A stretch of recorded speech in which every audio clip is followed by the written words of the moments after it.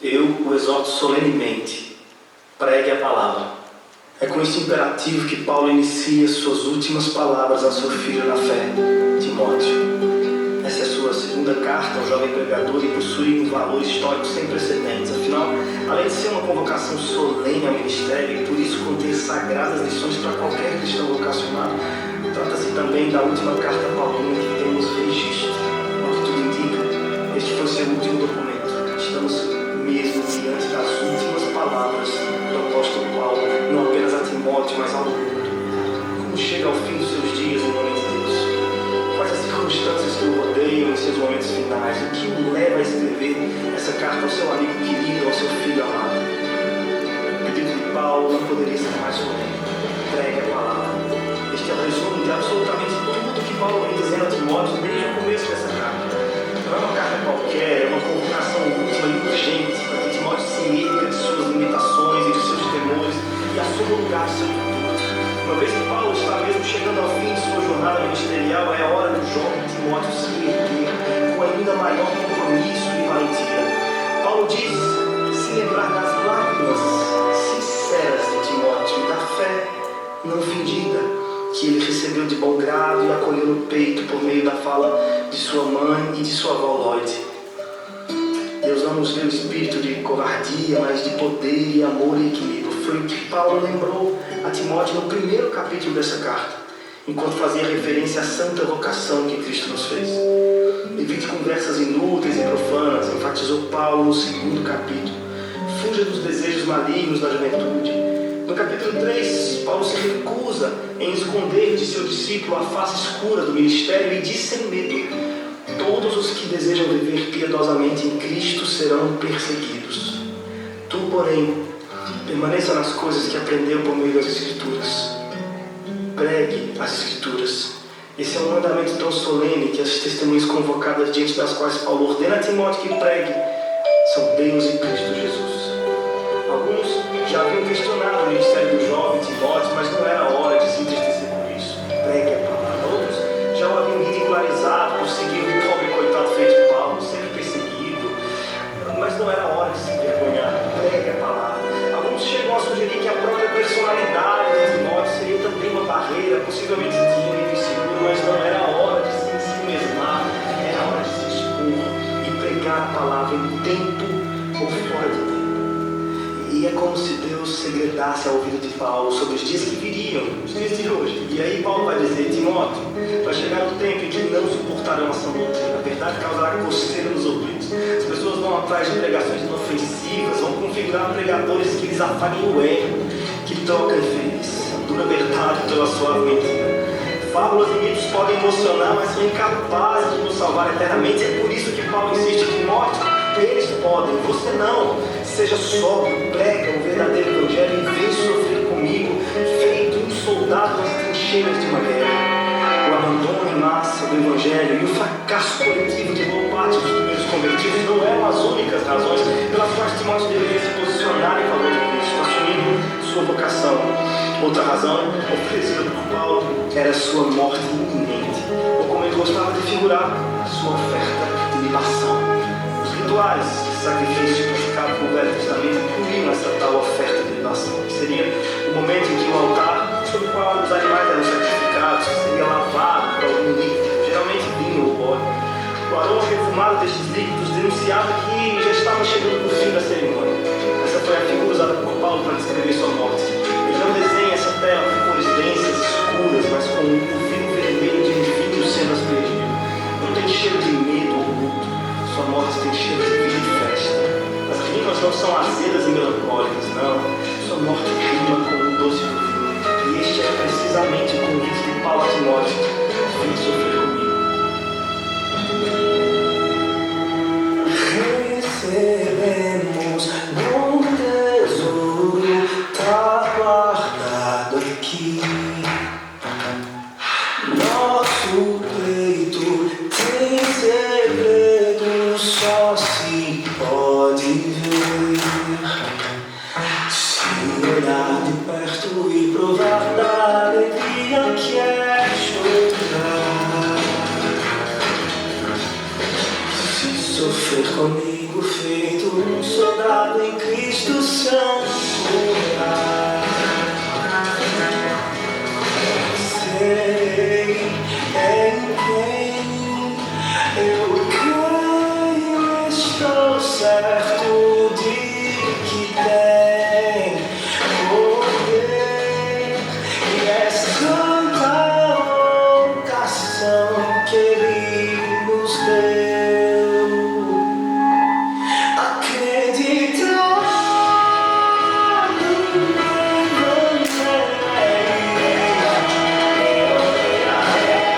e caminhar seguro até sozinho. Acreditar no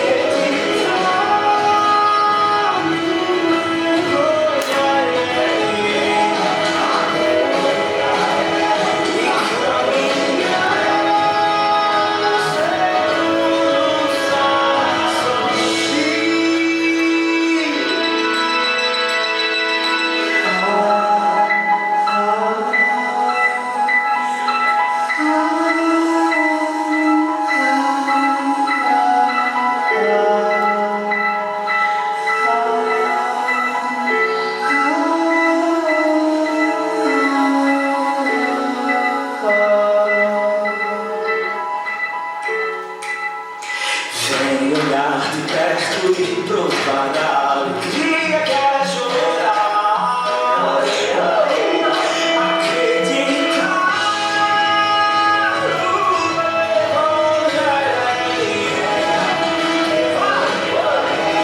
e caminhar seguro até sozinho.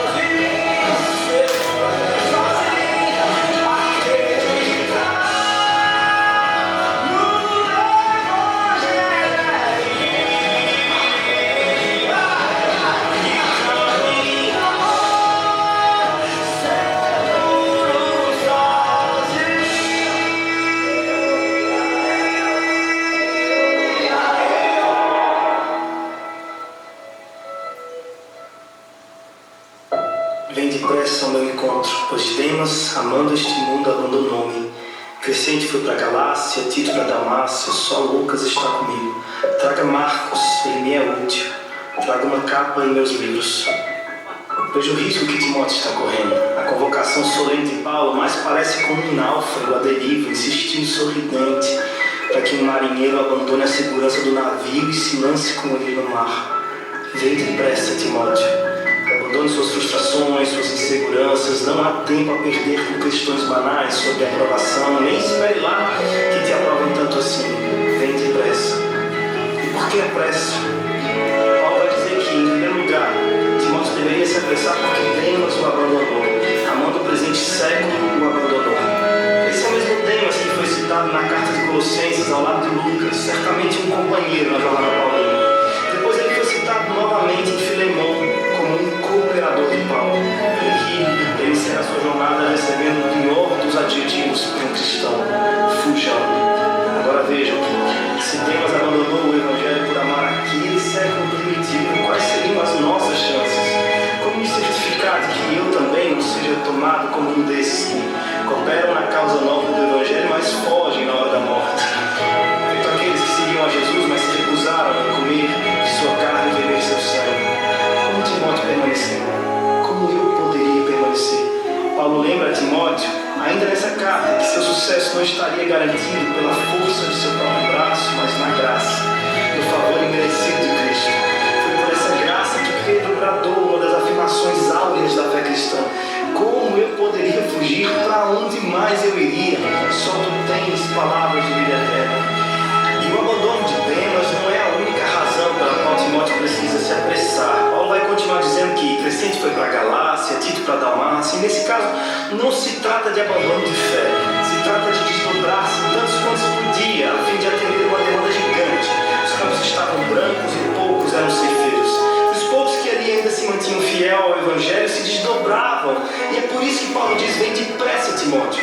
Eu sei que você está cuidando aí da igreja em Éfeso, mas sua presença aqui é muito necessária.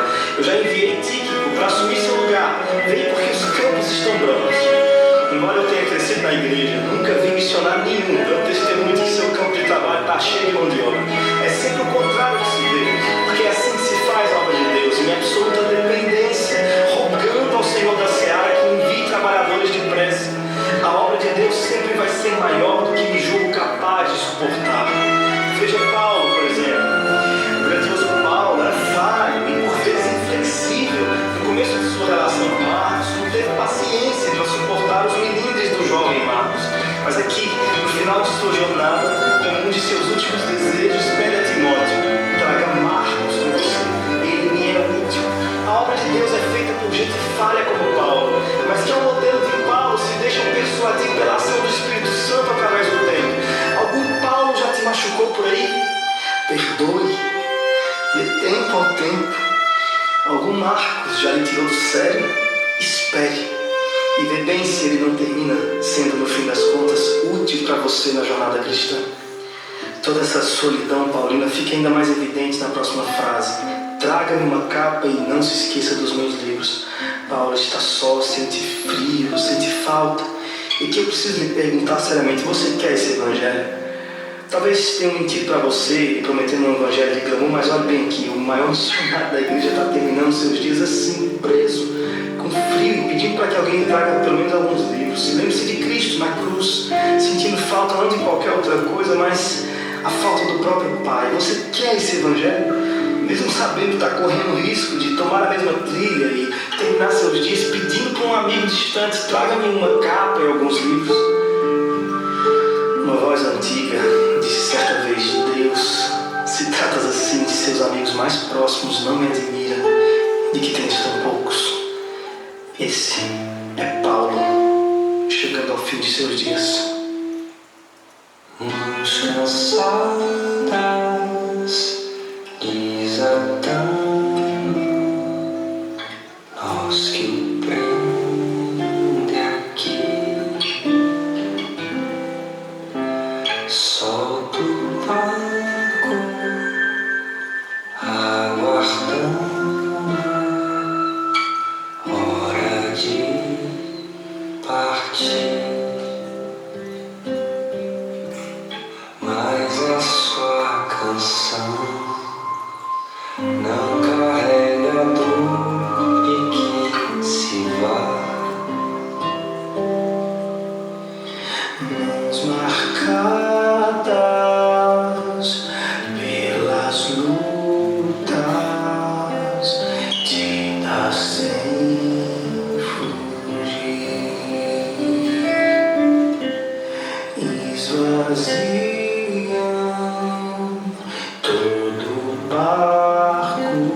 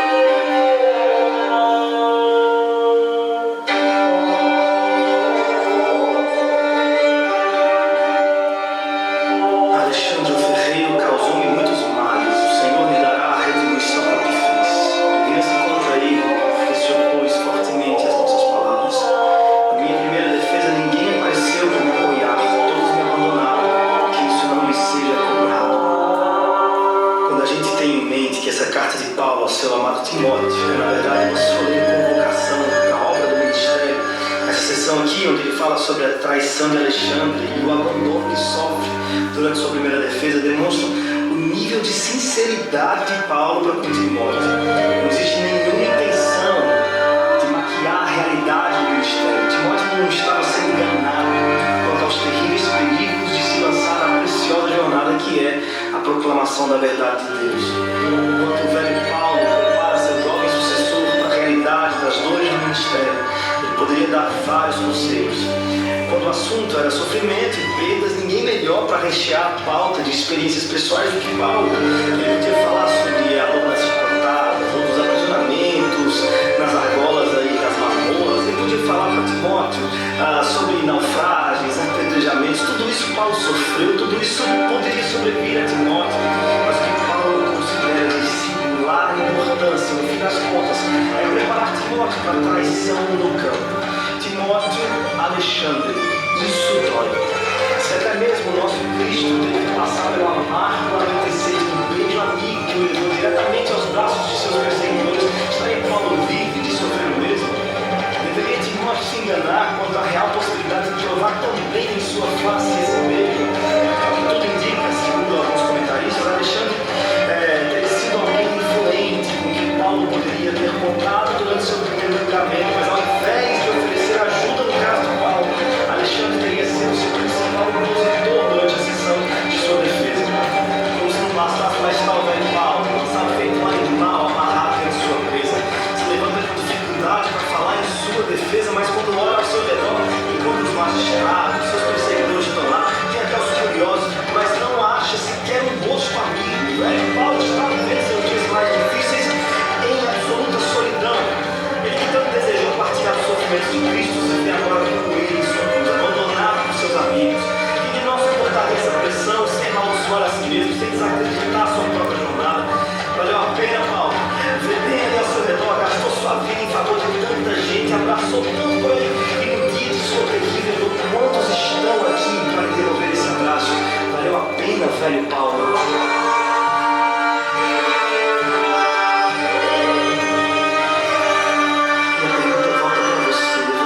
Quer esse evangelho?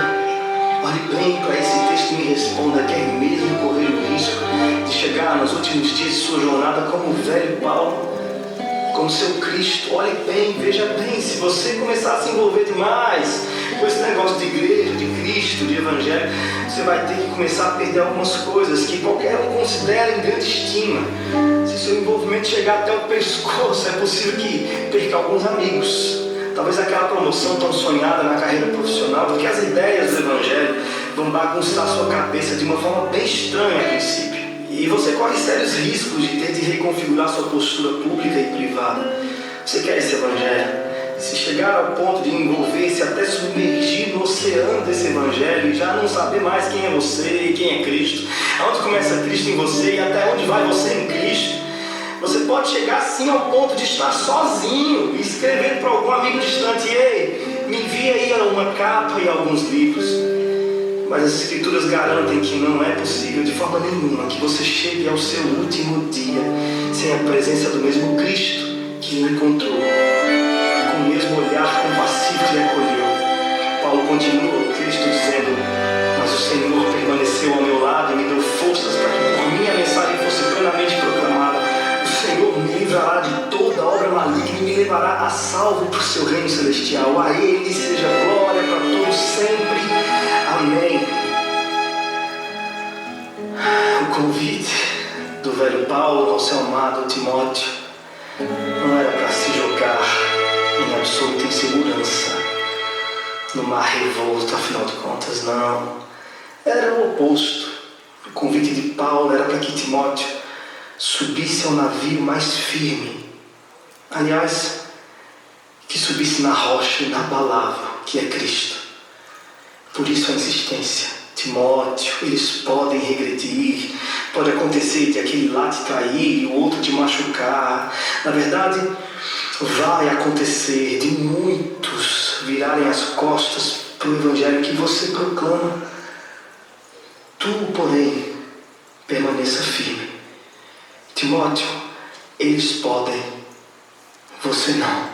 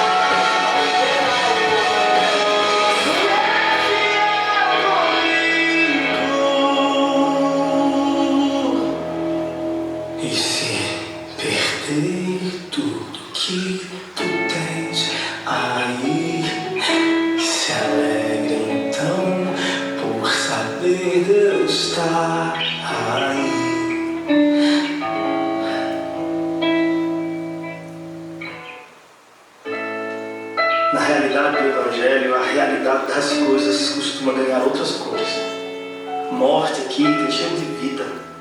O choro às vezes ganha contornos amarelos e soa festivo. Na realidade subversiva do Evangelho, é dano que se recebe. Eu sei que você tem sido treinado para reter. Sucesso para a gente é retenção em massa. Mas veja, O sucesso de Cristo foi medido pelo nível de seu esvaziamento. Enquanto Paulo está, aos olhos de todos, aqui no tribunal, sozinho, abandonado, sujo, doente, ele vive, na verdade, seus momentos de maior alegria. Ao relatar esse episódio, ele deixa escapulir uma pequena e bela canção de louvor. A Ele seja a glória para todos sempre. Amém. Ele nunca esteve tão bem acolhido como em sua solidão. Na realidade do Evangelho, a realidade das coisas costuma ganhar outras cores.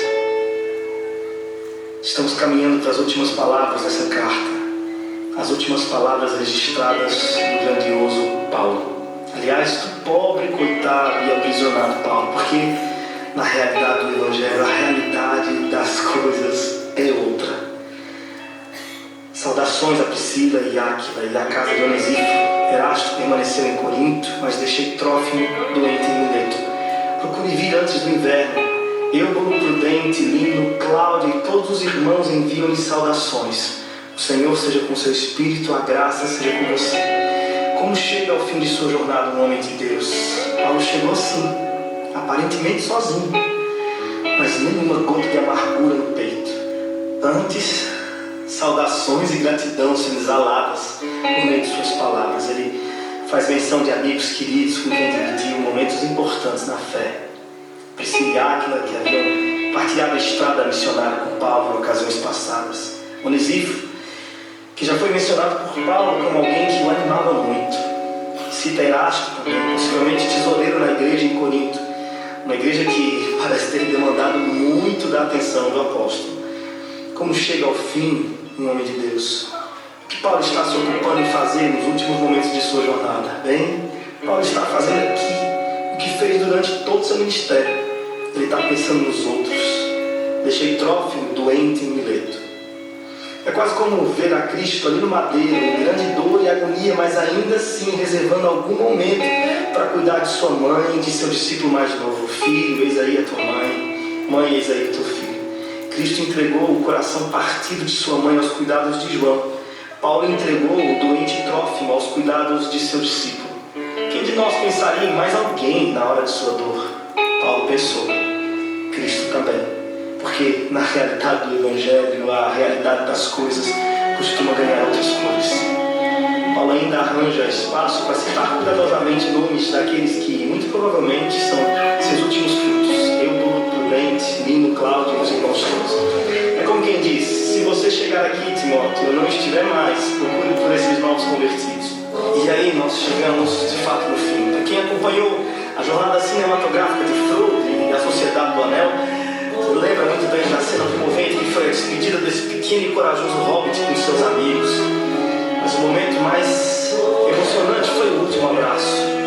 Frodo olha compassivo para o seu companheiro de jornada Sam, e em silêncio solene os dois parecem reviver toda a aventura que os tirou do condado e os levou até ali. É precisamente nesse ponto da história de Paulo e Timóteo que chegamos. As próximas frases são o último abraço de Paulo em seu filho Timóteo. Quem poderia fazer votos de que Timóteo fosse muito bem na vida, tivesse muitos amigos e tudo mais, mas não é nada disso que Paulo deseja a Timóteo.